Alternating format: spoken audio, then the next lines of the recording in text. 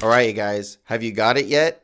It is all about the kingdom. Out of 40 parables that Jesus spoke, about half of them, 19 of them, all are about the kingdom. And let's read the parable here about the mustard seed in Matthew 13.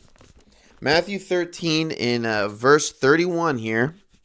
It says, another parable he put forth to them, Jesus, saying, the kingdom of heaven is like a mustard seed, which a man took and sowed in his field, which indeed is the least of all the seeds. But when it is grown, it is greater than the herbs and becomes a tree, so that the birds of the air come and nest in its branches. Now, I think what Jesus is trying to tell us that like the seed that is sown in our heart is going to be so small.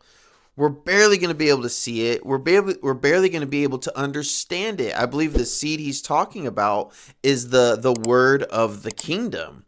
And you see, it could be the least of the seeds. But then as it grows, as this seed is planted and it grows, this mustard seed grows into the greatest of trees. And not only that, it now provides as a shelter to the birds who nest.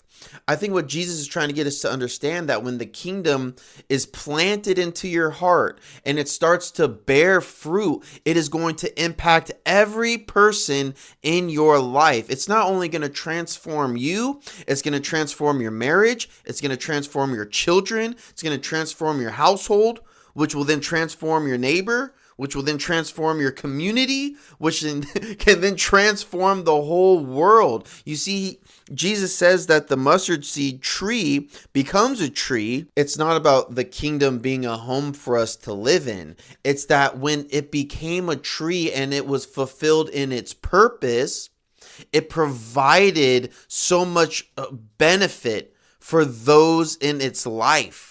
Maybe those birds would have found another house, but they didn't. They found it in this mustard tree.